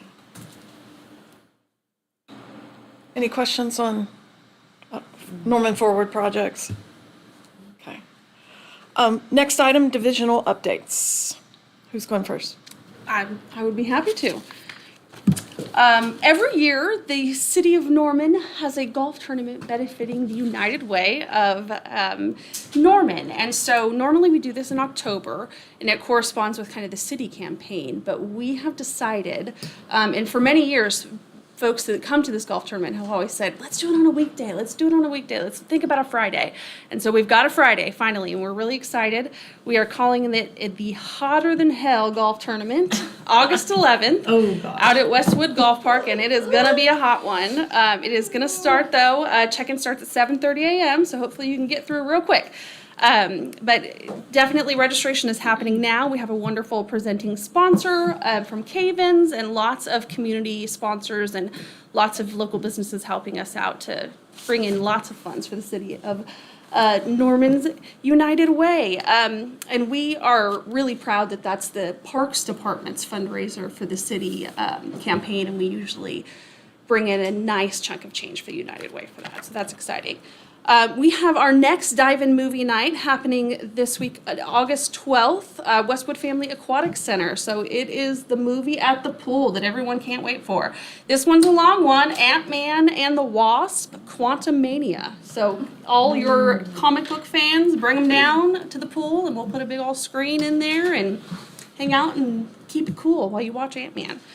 We also have another 21 plus adult night coming up at the pool, August 18th, and those are lovely for our friends 21 and over. We bring over a golf cart full of alcoholic beverages over to the pool, and our lovely licensed staff will sell those to you while you engage in some wonderful outdoor pool fun. So tell your friends. Also, it's really important to note that this weekend is the weekend that we go back to weekends only open swim. There's a really important reason for that. We know it is before school starts in Norman, but Norman does have a school district schedule that is different from every other city in the metro here. And our lifeguard staff are simply not only from Norman. And so a lot of them go back to college, a lot of them go back to high schools in other cities that start earlier than Norman, and we just lose a lot of lifeguards during this period of time back to school. And so we do have to go back to weekends only earlier than we would like to in Norman, truly. But it's a staffing issue, and we got to keep the pool safe. So we have enough lifeguard staff to keep us fully staffed for open swim on the weekends and all of our regular programs. So that's what's happening this weekend. After school program at our rec centers, as we talked about, our focus on childcare is really standing strong in those rec centers, and we have had a wonderful summer camp program this year, and we are excited to have registration going on for after school program. We really, at some of our sites, we're down to less than 10 spots already, and school hasn't even started yet. So we're really excited to kind of continue to build that reputation of being a wonderful after-school program for the community. So tell your friends that spots are dwindling down. If they need after-school care, to contact us at Whittier, 12th, or Irving. Veronica, not to throw a wrench in everything, but can you go a little bit in depth about our summer camp program and our partnership with the Department of Commerce? Yeah. Yeah. So this summer we have been so lucky to have a really great partnership with our planning department here in the city, and they have some great funding from the Oklahoma Department of Commerce that they need to use for child care and child nutrition programs every year that sometimes can be hard for them to find routes to make that funding happen because it has to be used in certain areas of town where there is low income, and there's some very specific requirements to be able to use it.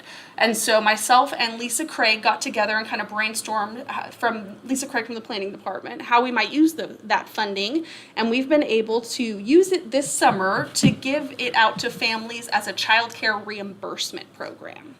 So parents who fall under a certain income, and it's 150% below the poverty guideline, and that's Googleable information. It's different depending on how many people you have in your family.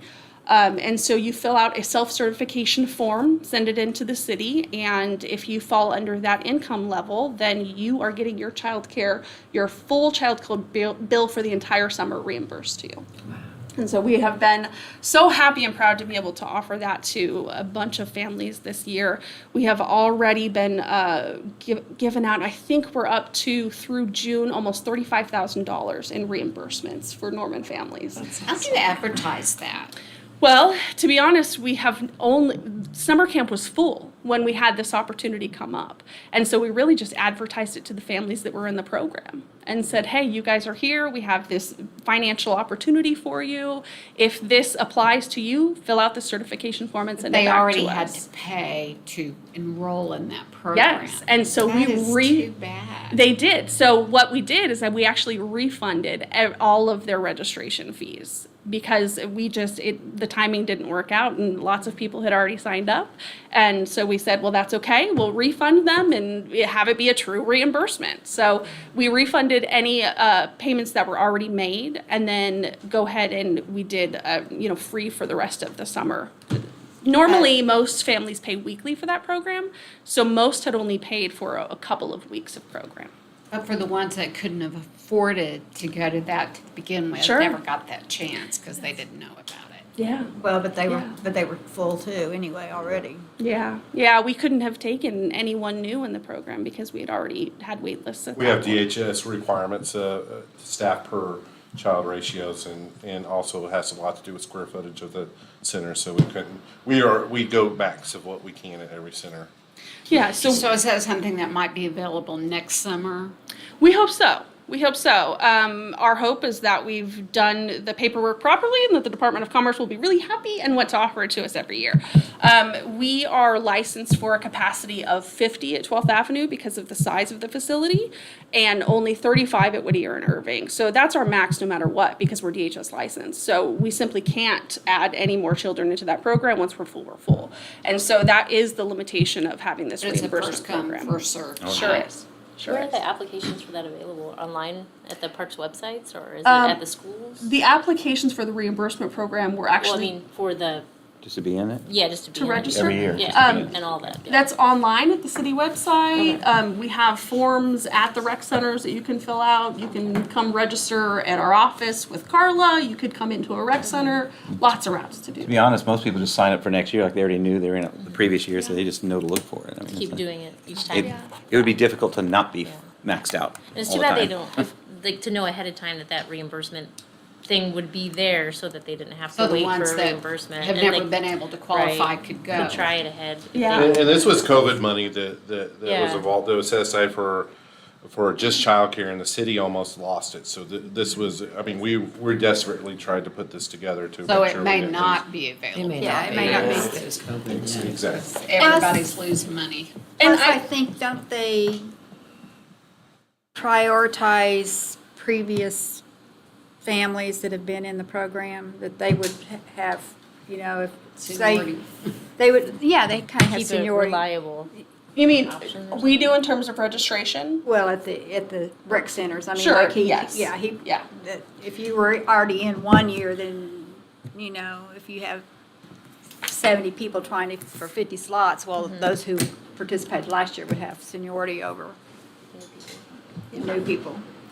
Yeah, and I will add that, our DHS licensing allows us to serve a lot of families who could not afford childcare otherwise. And so there's a lot of families who use DHS licensing that didn't even need the reimbursement program because they get DHS and they don't pay for childcare anyway and they have it through that route. This was really a way for us to serve families who, made too much to be able to qualify for DHS but are still within that guideline that we can help serve. There's that gap. That's There's right. a huge gap That's right. of help in all kinds of areas. Yeah. Well, that's wonderful that you had that opportunity. Yeah, we're really proud of it, really proud of it. Let's see, other important things. There's a Labor Day scramble coming up, of course, Labor Day, September 4th.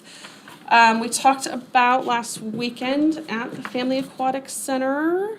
Let's see. Oh, now that summer camp is coming to an end, you will all be very excited to know pickleball is starting back up at 12th Avenue. So we do have to close down daytime pickleball because DHS licensing says that members of the public cannot come into a facility while we have children in there. So the pickleballers are really excited that summer camp's almost over. So tell your friends. Sounds heartless, but it's not. It's not. That's And that all. doesn't conflict with the after-school programs then, later? It doesn't because pickleball comes in almost like right after school program ends. After school program ends at 6 and pickleball starts at 6, so they're passing ships. It's perfect. We also have some day pickleball. Yes, as well. daytime pickleball happens while the kids are in school. So during the school year. Thank you, Veronica. Thank you. Park development, many things. Reeves Park, they're currently finally got our scoreboards in from overseas, and they're on site, and they're going to be putting those in at the new T-ball quad. Got a contractor over there working, doing that, working with TMP Architects to develop the plan for the new restroom over by the playground. It's going to tear down the old one and build a new restroom facility in that park. Just had a dedication naming the fields. Judd was back in town and officially dedicated the T-ball quad and the softball fields to some longtime volunteers that had done a lot of work back in the infancy of the Send an program. email out about that. I personally did not. It was on our Facebook page and may have gone out an email. I don't know. I think emails are really helpful to remind us, because that kind of happened and it was like, It even snuck up on me. I already had something scheduled out of town, so I didn't even attend. Andrews Park, we're excited that we have chosen a design team to lead us in a master planning process for Andrews Park. So we're negotiating project scope and costs on that, and that'll be something that we'll have some public meetings about. We're gonna have a steering committee, and then we'll have some public input meetings and design workshops and kind of do some master planning. None of it is funded, except for the design part, just the master planning, but we'll use that document to kind of move forward and request funding to do things, because Andrews kind of needs a breath of fresh air. It's a great old park in the middle of town, has some great bones, but needs a lot of help. So we're working towards that with Copeland Design Collective, partner up with Butzer Urban Architecture and Garver Engineering. So we're excited about that. Sutton Wilderness Trail and Parking Lot Addition will be awarded on Tuesday of next week. So we'll start that project to add some more parking and improve that southern spur of the trail that heads down towards Griffin to get that solved. Saxon Park, Jason said that's sort of our last regional park, or community park that gets some Norman Ford love, and we've got a committee. We're going to be getting in touch with them to do a little ad hoc meeting coming up this next month, or this month, hopefully, and get that ball rolling, bring in Wallace. We already have a master plan for that park, but move towards spending the money on that one. Several things. We reviewed a sort of initial concept for the new Norman, we call it the Stormwater Park over the corner of Carter and Alameda, that land that we purchased, and it's currently fenced off. But it's been, we've been getting some soil testing and design work and all that done, and are excited to keep moving along with that process and bring that forward for a final design coming up here as we get into fall, and then we'll start working on construction of that one. Bethany has been working on several things too. Bentley Park, like I said, pickleball, tennis will be in soon. The bids on that, and all the things I talked about earlier that'll be built there. She's also working on a RFP to get the historic house repainted. It's been many years and a lot of chalking, spalling paint since that last job that we're going to redo that, and also paint the carriage house to match and kind of finish up its remodel. They both got new roofs, as you saw back this last spring before, or end of winter actually. Our next parks that we're going to look at neighborhood-wise, we've already started some work last fiscal year. We're now in a new year since the last park board. So William Morgan Park, finished that one up on the west side. Sunrise Park over on the east. We may take a swing at Oak Tree there in the middle. It's over there by the railroad tracks where the skate park or skate spots are. That one has quite a bit of its own funding. So if we can niche that in with some of the Norman Ford funding, work on those three parks coming up next, or just wholesale replace equipment, you know, sort of the ones that have the oldest, most needy needs. Westwood Tennis, we're going to resurface some more of the courts. We did 4 right at the end of last fiscal year, the upper courts. We're going to resurface those, keep them in playing condition to qualify as USDA facility, as they always are. We just hired a contractor to do some improvements at the rec center, at 12th Avenue Rec Center. Some interior tidy up and accessibility issues that we've been wanting to do for a while, so we're combining with Public Works to get some ADA compliance money and some of our own interior renovation money. Forestry is also working. We budgeted for, and starting on July 1, we have funding to hire a contractor to do some watering on some of our new tree plantings. We have gator bags. Some of them have irrigation systems, some of them don't, because it's just not cost effective to install a lot of water to a few trees that won't need it in a few years once they establish. So we do have some contract watering going on here in this heat, and there's a contractor starting work. We're having a kickoff meeting tomorrow morning with Davy Resource Group to look at, it's a long, complicated contract that starts. Phase 1 is the review of our tree ordinance. Our tree ordinance is currently kind of hard to enforce and weird, and the legal department recommends that we review it. So we're going to start with that, and then it'll hopefully dovetail into a urban forest master plan that we can use to guide the work of our forestry division for years to come, and even a tree inventory to help know what we have on the ground. So all that is going to occur over this next year.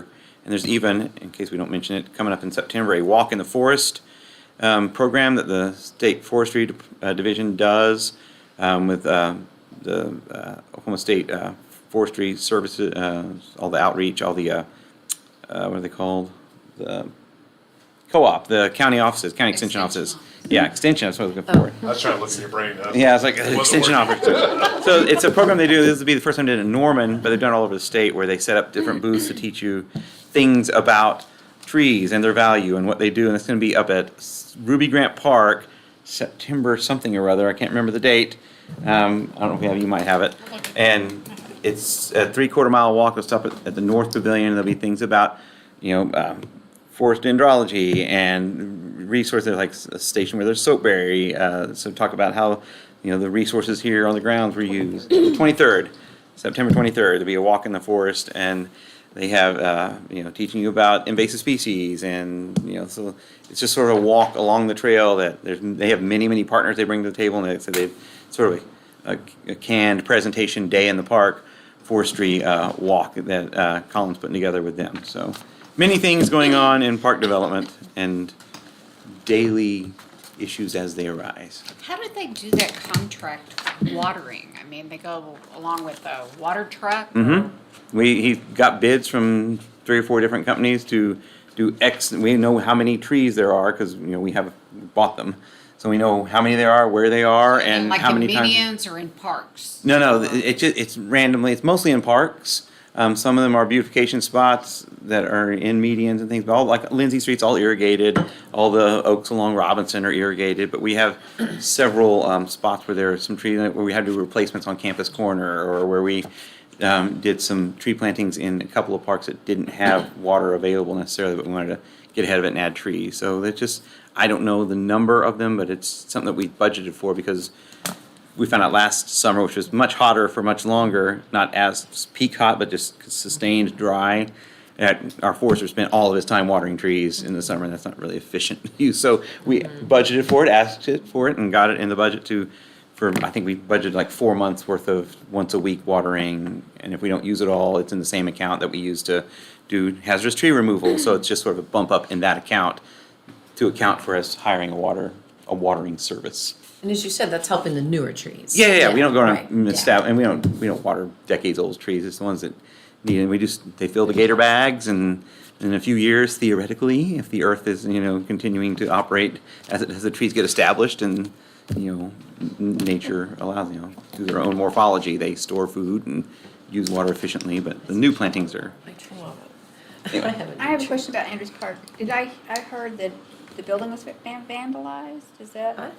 The building was overnight occupied a few times. So we did our bike to work day in May, and on that day we found out that some people had gained access into it and were sleeping in it, and had, in the course of their being in there for a few nights, had vandalized it.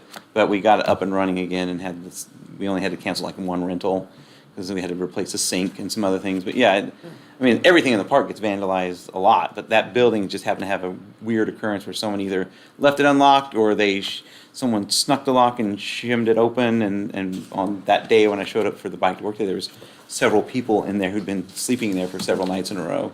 So Which building was this? the Andrews Did- Park rental building. Oh, is that building like on the historical register, or is that something that in this new process and looking at it will be raised and? All of those buildings that had that WPA construction as a whole, that all the construction done during that program are on the National Register. But I didn't think the building was part of WPA. The interior part of the building is, the additions, the fireplace, the stuff that you see isn't, but there's an interior part of that building, sort of not a vault, but like the inner part, the original building was WPA. Okay. But it's been skinned with that mansard roof and all that other stuff, and then they added the porches and the Right, outdoor okay. restrooms. So there is a central core of that building that is, along with the two bathhouses and the channel and the amphitheater, Right, so right, right. that's one big thing. And we're gonna definitely address preserving, enhancing, working with all of that architecture in the Andrews Park Master Plan. We're not necessarily gonna mimic it and just make everything look like that, but there's ways to take that and modernize it and use it again. We really wanna use the amphitheater more, so we wanna add better service and build a permanent cover and trusses and lighting and sound and all that, which is done all over the country. You can see awesome WPA era amphitheaters that are super modern. And Wade kind of left early. The only thing I'll say about Wade, that we are interviewing sometime this month for facilities manager. If y'all haven't remembered, Wade has been doing both parks and facilities, and for the sake of Wade's mental health, we need to get one of those removed from him. So we are, got approved this past year for a new facilities manager, and we'll be interviewing for that this next week. So we'll have, probably next time we meet, we'll probably have at least a candidate picked. Speaking of facilities, this is sort of a play. I've been in several parks where there's been signs that says you have to vacate within 72 hours. What is that policy now? I mean, I'm assuming someone is staying in a park, right? Yeah, if you see that sign, it just means somebody was probably homeless that got in there and stayed for a few nights, and that's just basically the way that a legal process way to get them to move out of the park. Did that, with us setting the hours, did that help with that process, or If you can- does that make sense? I don't know. If you, it's kind of tricky, so if you discover it immediately, you can ask them to leave, but if they do somehow gain residence, then you have to basically come to an eviction notice, which is that I guess that's what I was getting at. You guys actually have to Don't they see do that as an an eviction. opportunity to set up camp? Is this our process? I don't know how they view it. Why is it a process? Probably have to ask legal, that process, that's just the process we're given. It's unbelievable to me. Sorry. I think it has to do with their private property that they've set on that property, which Well, I know but- isn't but their they did it property. illegally. I know, it seems bizarre, but mean- they're items that they own. They don't pay for the land, Yeah, I know, so, I get it. I mean, Look at squatters. If you got a vacant house and they get in there, you almost cannot get them out. I bet I could get them out. Not legally. No. Okay, I didn't mean to bring, I just have seen those signs several times, so I just wanted to ask if there was a process.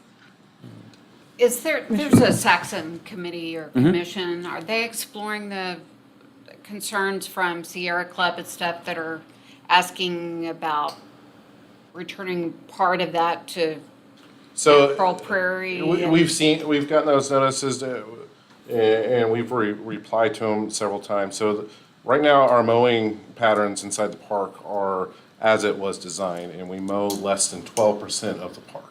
So most of it is natural, and the concerns about playground placement or shelter placement, that is all connected south of the road, where it's already a naturally open area. And there's also a lot of people that are requesting for those amenities to go in there. But that's what we're going to pursue, we're going to talk about, right?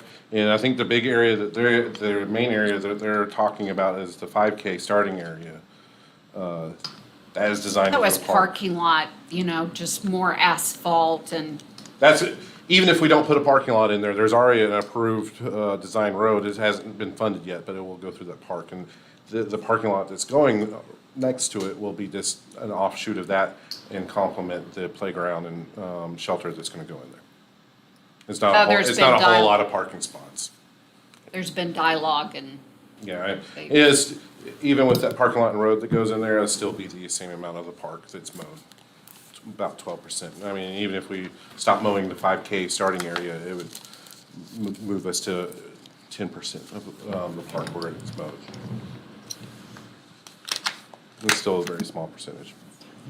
So is that, I mean, not a lot of it's prairie. I mean, there are trees and creeks and stuff like that. I think that was their concern, was the, When we put allowed it, the yeah, prairie. when we put it in that parking lot and playground area, it's going in an area that does not have trees in it currently. Okay, next item, miscellaneous items. Is there anybody have anything miscellaneous? Okay, we have a new item on the agenda, public comments. And this is an opportunity for citizens to address the Norman Board of Parks Commissioners. Due to the Open Meeting Act regulations, the commissioners are not able to participate in discussion during public comments. Remarks should be directed to the commissioners as a whole and limited to 3 minutes or less. So is there any public comments? State your name and. Hi, everybody. Thank you for doing what you do. I know you've got 67 parks underneath you that you're watching over. I appreciate it. I lived in China for a year and a half, 10 years ago. And I got an idea about an addition that we might integrate into some of our parks. And it's just sprint tracks. Just 1/4 or a couple lanes from a regular track and field sprint track. I already sent Mr. Olson an email. There's a company in Arcadia, I think, who does this. It's really simple, it's just a sidewalk with another sprayed on substance. And I think it could be done for like 30, 40 grand, it seemed like. I don't know if you crunched the numbers too. Yeah.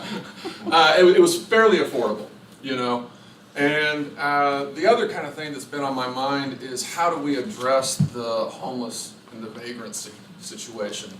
And I think that our parks would benefit by partitioning a significant section of them to some type of a permaculture gardening type program that could be tended by people who pass through some type of a qualifying process to get vetted for caretaking capabilities. Some way of kind of integrating them into a system of rehabilitation and utilizing very low skills.